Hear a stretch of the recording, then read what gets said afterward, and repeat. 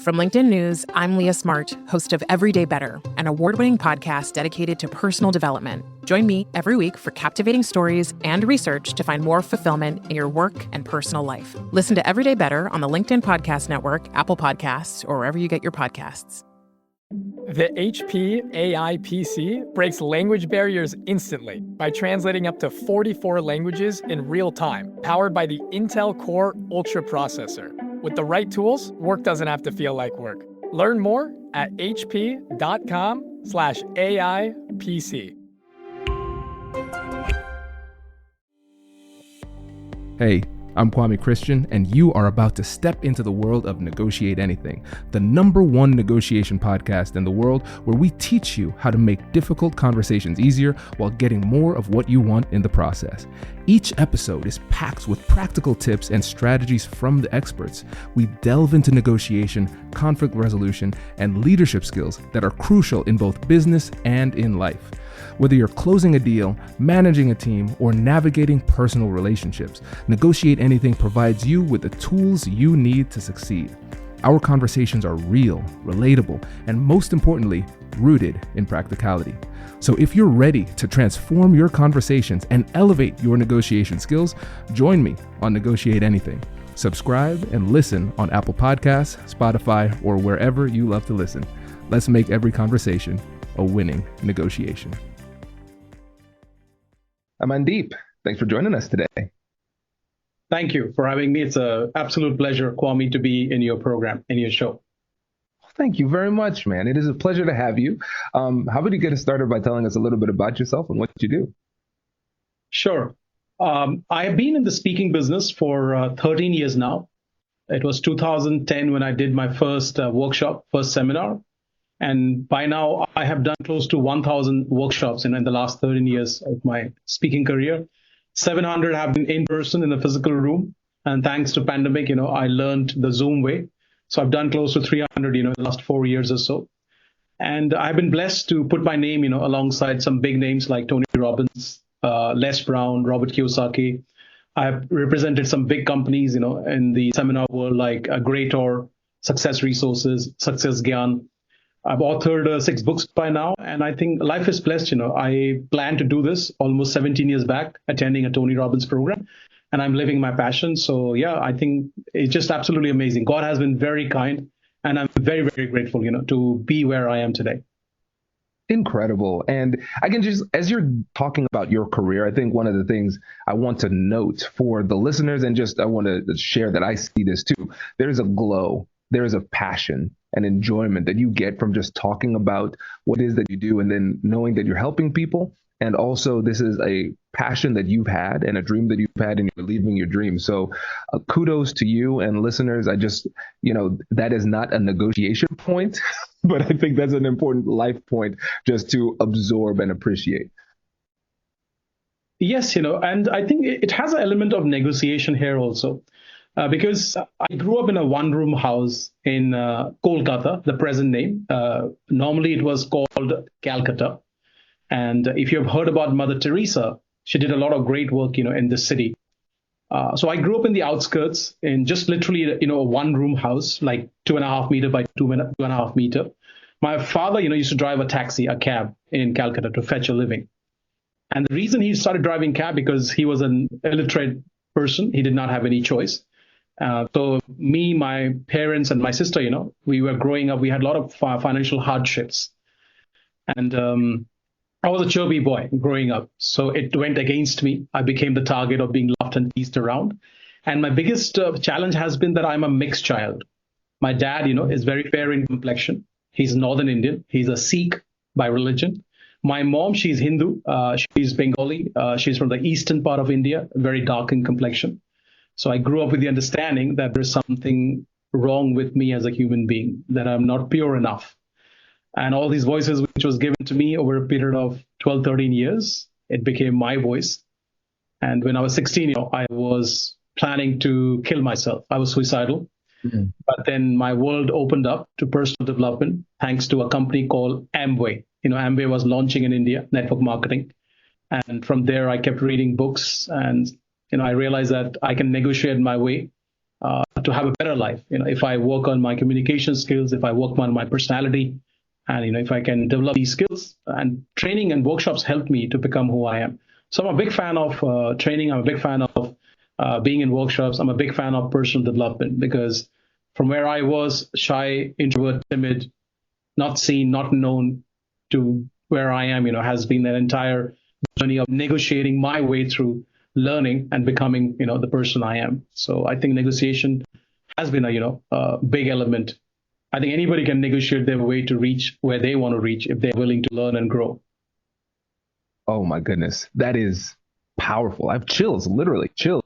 And I think what's great about this is that it gives us an opportunity to talk about the internal negotiations and the external negotiations, because people might look at you and they say, okay, he's a confident speaker. All right. Yes, he can motivate hundreds and thousands of people on stage. And maybe I don't have that in me. And then also oftentimes people don't recognize the business savvy and negotiations that are required to get you to that stage. But even before we get to all of those things, the negotiation skill sets and frameworks and things like that, I'd like to explore that internal transition and transformation that you've made from somebody who was shy and suicidal to somebody who now is confident and who can command a room and negotiate these deals. What was it inside of you that changed that allowed you to live this type of life?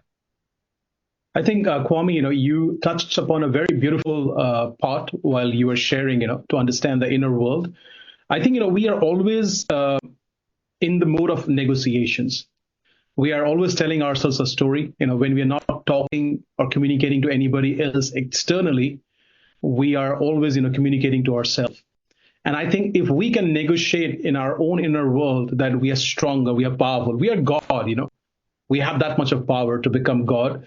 And the more we align to the universal forces, the more we align to Jesus, Allah, Vaheguru, Buddha, whatever we believe in that source, I think the more, that power gets channelized inside us. So, yeah, I had to work on my inner voices because coming from a one-room house with parents who can't read and write and being discriminated, for skin color, for being overweight, for being the way I was, it needed a lot of, confidence building, letting go of those disbelief in myself and working on them.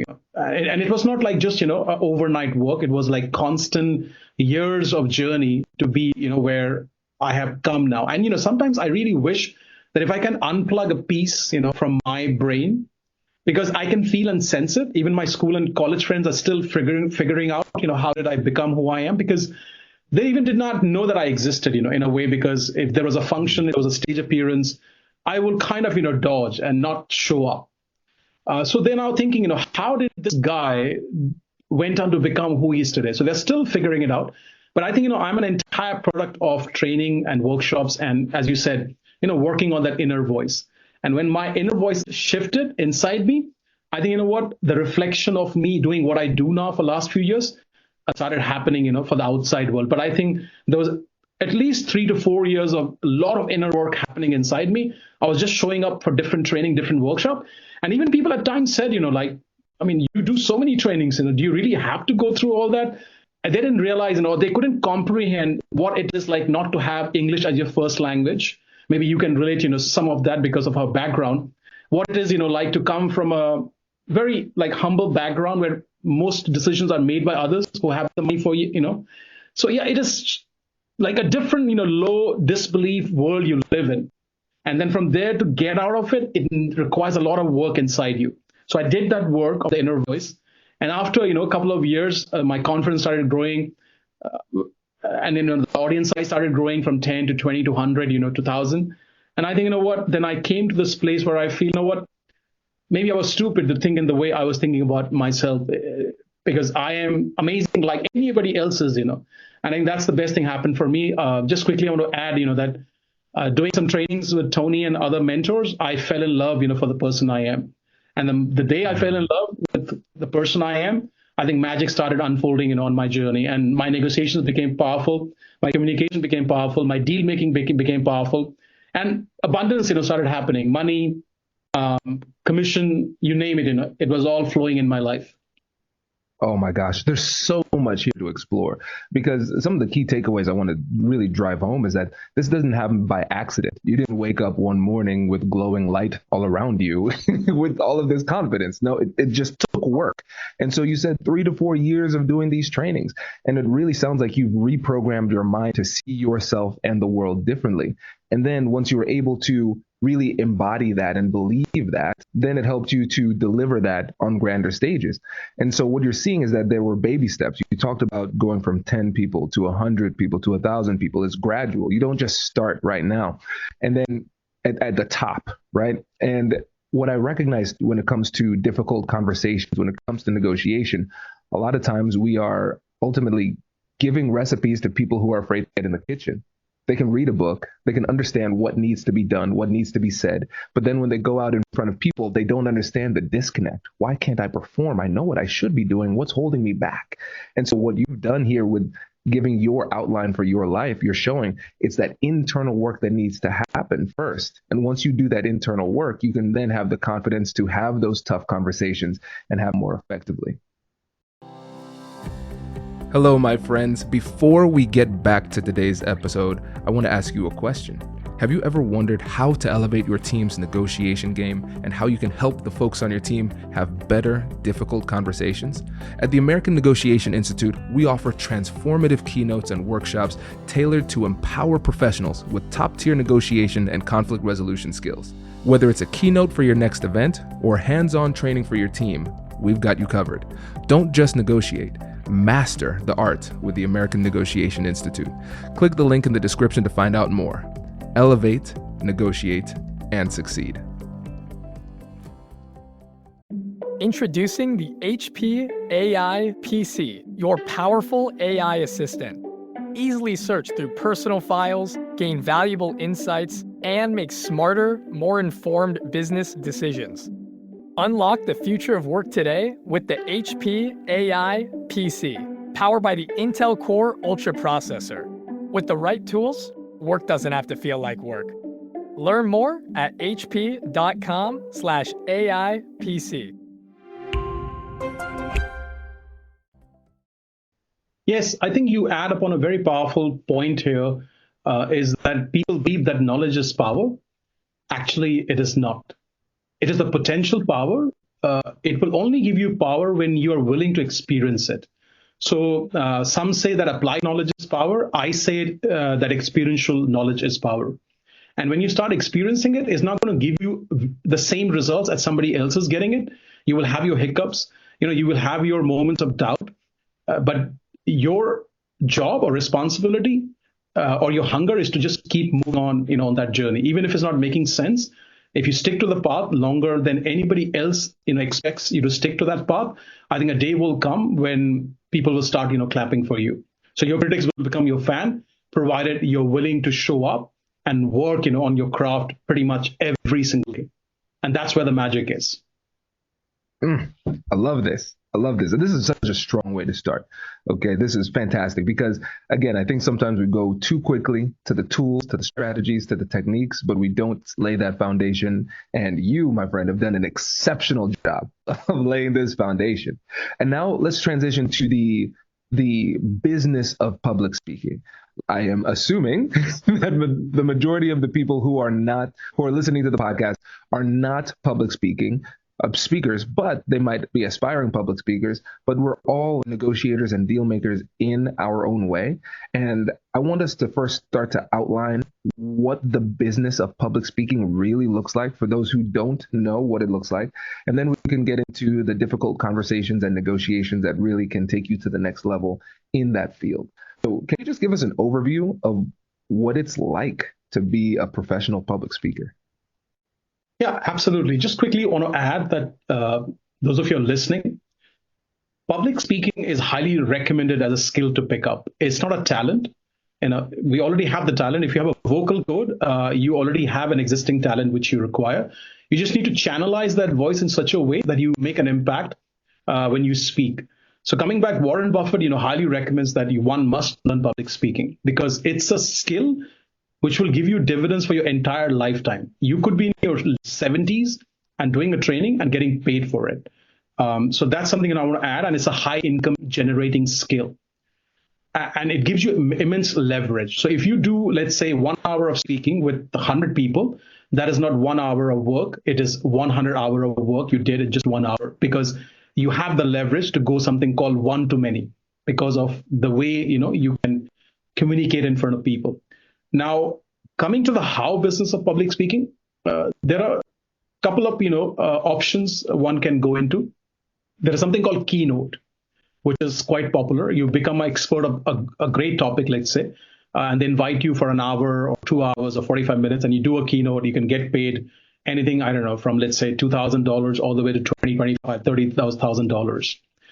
What I do, specifically is called platform closing, which means, you do your own workshops, training, you bring in people, something which Tony Robbins does, something like, which Russell Brunson does, even, top speakers, most of them, Dan Locke, Grant Cardone, they are into platform closing.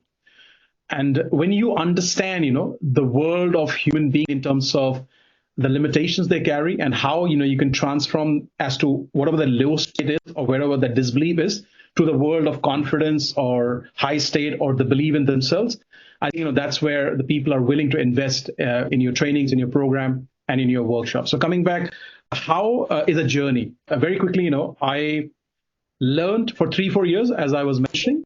Then for 2 years, I volunteered my time, energy, where I did not get paid to be there, but I was just surrounding myself with those speakers, those kind of companies, those kind of environment.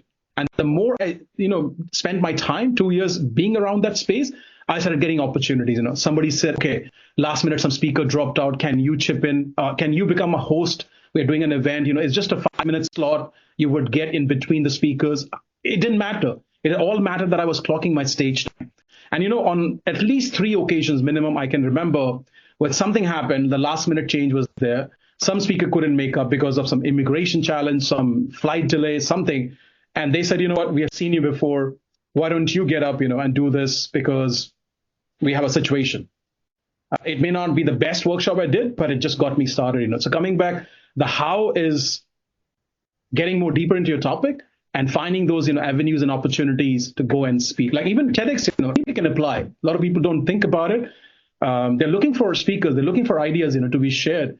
And just going to one TEDx can open up so many opportunities for you. Like, Simon Sinek, sorry, the pronunciation may not be the best, became Simon because of TEDx, So there is so much you can create and do with public speaking.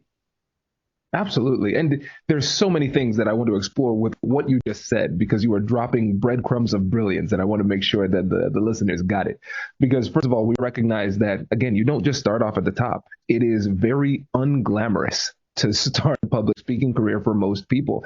You have to do a lot of free engagements to build up your credibility, to build up your reputation, and for you yourself to learn and develop your skills. And as you were telling your story about how you were positioned close to some of these top speakers, I want to highlight some negotiation brilliance here. Because what you did is that even though money was not being transferred into your hands at that time, knowledge was being transferred, and that is valuable. Relationships were being transferred, that is valuable. And then you put yourself in a position where if opportunities were to come, you were right there to have them.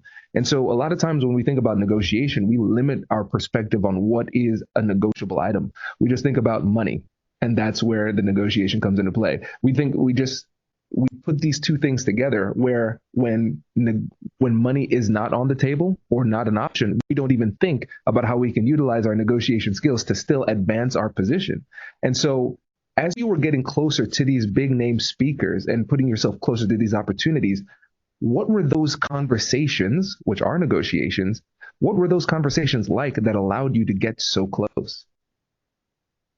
I think, you added very beautifully, and it is close to what, I thought about, is that I learned something, and it made a lot of sense to me, that everything is negotiable in life. Now, at times, you may not be able to bring the price down. We get it, right? But what can you get as an add-on? And that has been one of my inbuilt qualities, which obviously my wife also likes. And she asked me to come in and kind of, get involved. So if I can't get, say, let's say, the flight price to come down from whatever, £1,000 to, let's say, 900, I make sure, that I can get something as an add-on. It could be even a small little gift, which could be like 20, 30 pounds. that's, what I love about, this whole understanding that everything is negotiable. Now, as you were asking me about this, aspect of negotiating when it comes to public speaking and stage time, and you were sharing, something very strong triggered inside me.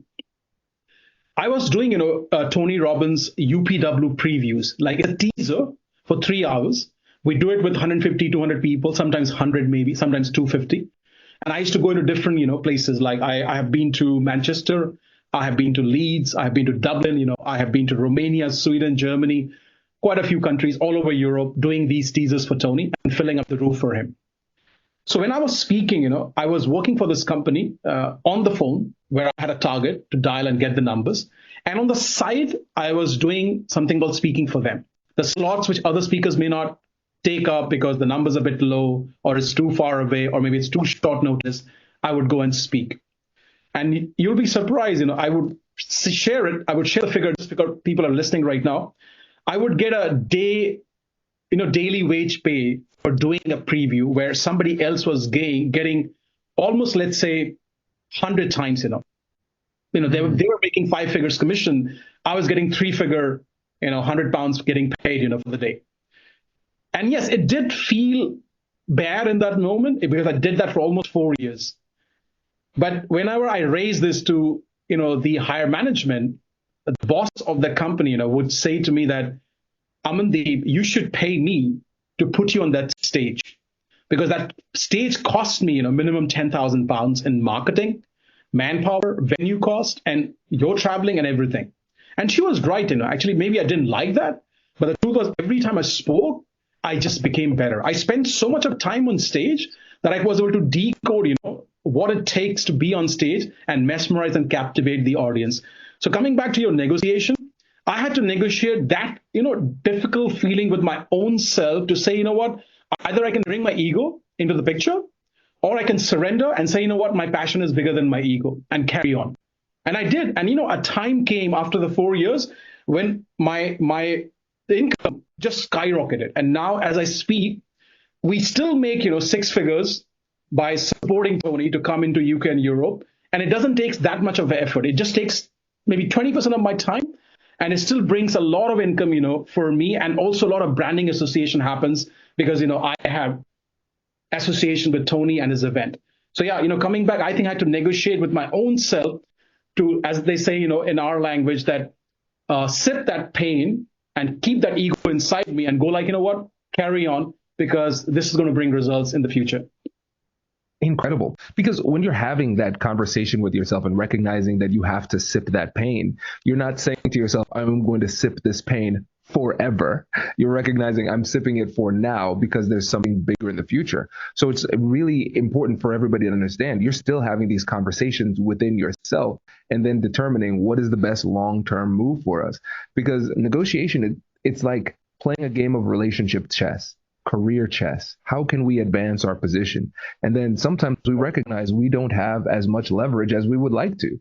Because when you're doing any type of negotiation, you have to examine the BATNA, best alternative to a negotiated agreement. And so you should never accept a deal that is lower than your BATNA, because your BATNA is essentially your plan B. And in your situation, at the early stages of your career, you recognize, hey, I want more. I don't have the leverage, nor do I have a better BATNA. Right now, this is my best option. I'm still going to have that negotiation. I'm still going to push for more. And if I don't get it, I'm going to maintain my position. And so this is, again, just a great analysis of how negotiation was injected into this stage of your career to attempt to put yourself in a better position. And then you recognized by getting that information, you said, oh, wait a second. I actually am in a pretty good position because, again, we're not just negotiating for dollars and cents. In this situation, you're negotiating to try to advance your position, but at the same time, you are still negotiating for information that you utilize to put yourself in a better position as well. Yes, I would completely agree, that I was negotiating my positioning, to have my name alongside Tony and at least speak to a few thousand people every year was one of the biggest, leverage I was getting. And I was aware of it, maybe not completely to the level where I understand now, but I could see, that if I keep doing this, there's a massive result, which is going to happen. And I also got business, on the side. People saw me, they approached me. things, started rolling. So it was not like, that, yeah, this is what is happening and that's it. But there were other things, coming up with that kind of advantage, added to your, CV or your resume. So yeah, I mean, I think, I'm very glad and blessed that I did it. Otherwise, maybe, I won't be here in this program with you. Absolutely. Oh, this is powerful. This is powerful. And what we're recognizing too is that at that stage, let's go back like, the 10, 15 years at that point. If we didn't get the outcome that we wanted in that negotiation, we can't blame you for not using the right negotiation technique or having the right negotiation skills. It wasn't a matter of skills. It was just a matter of not having the leverage. And then since you negotiated to improve your position continuously throughout your career, now you have the leverage that allows you to secure more revenue and resources through the work that you do. And so now let's fast forward to where we are now. And let's talk about some of those negotiations that you have with your now clients, your clients of today. What types of items and topics are you negotiating when you're talking about potentially getting an opportunity to be on stage? So, to give you one perspective, let's say, when we go for a corporate event, right? We have a certain, fee we want to get from the client. So we obviously send them the proposal, right? Coming back, they maybe send back to us saying, let's say as a ballpark figure, like let's say it's a 10,000 pounds is a bit high, can you just do something about it? So our way of negotiating is that, okay, we are planning to, let's say, do an entire 2 days workshop with your 100, employees. So if you want, we can actually take out the firework in the evening. How about, if we cut down another, like activity we have after lunch on second day? Will that work in your case? And in that way, we can bring the price down. And for most smart people, they understand that, if you want that entire value to be given with the team coming and supporting you, so then this is the kind of, fee we go with. If not, then, we give them that understanding as to why, we are coming up with that fee. Either we can plug the pieces out, and come to the price which you want. Again, I think it is more about understanding the value system they have. So we are very much clear about the outcome, they want from that training. So that's one way of looking at it. So this is, like a corporate event. Now, let's say when we are doing an affiliation for some big names, and because we have a database, they want to come and, use that database. So we agree on certain numbers, let's say, like a percentage, let's say 20%. And we want a higher percent because, we know that we can deliver more. So what we do, we also give ourselves a challenge. We say, okay, 20%, we go as per you, but what happens if we hit more than 100 tickets?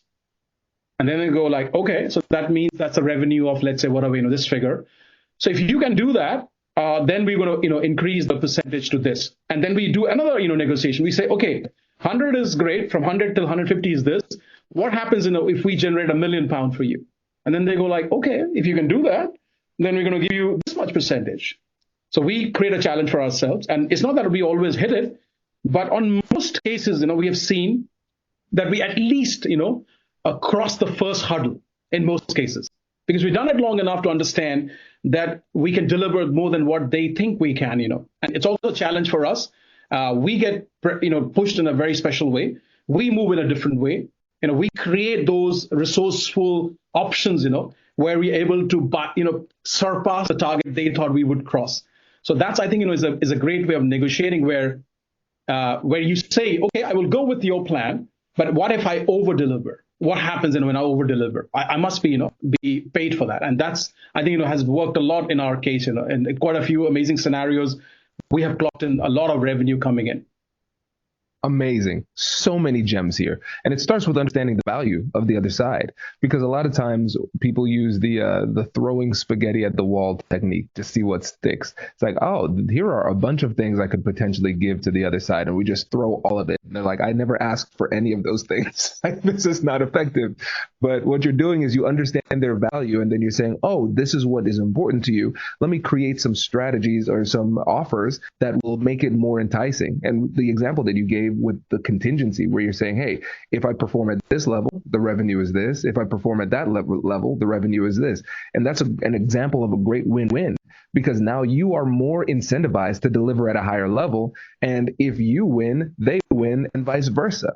This is great. And then going back to the first example that you gave, one thing I really want to hammer home here that you delivered so eloquently is this. You weren't saying, okay, here's my price. And they say, well, can you go lower? And then you said, okay, I'll go lower. You said, here's my price. They said, can I go lower? And you said, if you want me to go at a lower price, then it would mean that you're not getting the same that you would have been getting for the full price. A lot of times people just discount their products or services without getting anything in return or doing the same amount of work for a diminished price. But you're saying, hey, no, I value my work. The value of my work is what it is. So if you want a lower price, we can do that. But there will be a consequence. You're not going to get the full amount. Are you okay with that? So you're still being flexible whilst respecting the value of the service you provide. Yeah, and we use analogies to explain the situation. And then there is one more option, which I would like to mention. I'm sure you would vouch for it, with your depth of understanding and negotiation. At times we tell them to commit more. We say, okay, we can bring the price down to 8,000 or 20% off, provided you give us 2 contracts. You can take 8 months, 10 months. We know that you cannot deliver a training straight away, but you can keep it valid for like 10 months or 1 year. We'll come and deliver another program, and you don't need to pay us upfront, but just commit to it for now. So that's where somehow we have clocked in like 2 trainings or 3 trainings in one go, because they say, what, we want to have the 20%. We like the work of this person. We would like to bring him again, for next year, let's say, whatever they want to do. And then coming back to, the thing which I shared so proudly with you, that we say, if we bypass the target, what do we get extra? I learned by mistakes, I did few contracts in the past, maybe 7 years, 6 years back. And when I sat back, and I did a comparison with some other, association they made more money compared to the results we had. Our results were very similar, maybe slightly better in few cases, but they took home 50,000 pounds extra, and we took some amount which was not the same. And I said, hang on, what's going on here? Why are we losing? Because I think maybe we were a bit fearful to not commit to that level where we could have, and not negotiate, that price which we could have if we, went over our target. And when I saw that, I said, we need to do this. And that's exactly what I've been doing for the last 5 years. And in most cases, it works out in our favor. On a very rare occasion, they have a certain limit, their own buzz. Doesn't matter how much you do. But in most cases, they say, if you can do over this, then that means a win-win. We don't mind sharing, more with you. Amazing. And speaking as a fellow entrepreneur, I know some of the best lessons in business and negotiation come from taking a sip of pain, right? So you learn the hard way sometimes. Yeah, and you feel very bad, but then you're to be taking responsibility for that, because you did not negotiate when the opportunity was there. So yeah, you learn your hard way. Absolutely. Well, Amandeep, this has been exceptional, my friend. Thank you so much for joining us. Before you go, can you let the listeners know again about the work that you do and how they can get in touch? Sure. I just want to say, Kwame, you're doing a great job. I know the amount of work, goes behind the scene to show up, on that dotted line of the time and make things happen. There is so much of planning, which goes behind the scenes. So those of you are listening or maybe watching, I just want to say, send your blessings and a lot of love, for Kwame. Yeah, great job, my friend. Well done. Thank you. I appreciate that. Pleasure. If anybody listening, if you want to improve your communication skills, if you want to become more comfortable being on stage or boardroom meetings, or any kind of presentations you want to do, you can find me on my website, which is my entire name, amandeepthind.com. So Amandeep, first name, the surname is Thind, THIND.com, and from there we can start the journey. Amazing. Amandeep, thank you so much for joining us. And listeners, there will be links to everything he just described in the description. Thanks again for coming. Wait. Now, before you sign off, I have something to tell you that I've never told you before. Just kidding. I've told you before, but you should listen to it again. I want you to know about Negotiate Anything Premium. Imagine all of the things that you love about our traditional feed, plus so much more. I know you like our traditional feed because you're at the end of the episode. And with Negotiate Anything Premium, you'll get more bonus content you've been asking for, more of the expert insights that you can't get anywhere else, and more exclusive behind-the-scenes access into every conversation. Are you ready to get more of what you want out of your life, career, and every conversation? With Negotiate Anything Premium, you'll have access to more high-level, custom-designed content and insights, giving you the tools you need to negotiate higher salaries, better deals, and better relationships in your life and career. Once I had a listener share that Negotiate Anything helped her to negotiate a $53,000 raise. Could this be you? What would that mean for your life? I've seen firsthand the impact this model has had on my life and the lives of my corporate clients, and I am confident that it can do the same for you. Are you ready to negotiate more of the best things in life? Click the link in the show notes to learn more. I'll catch you later.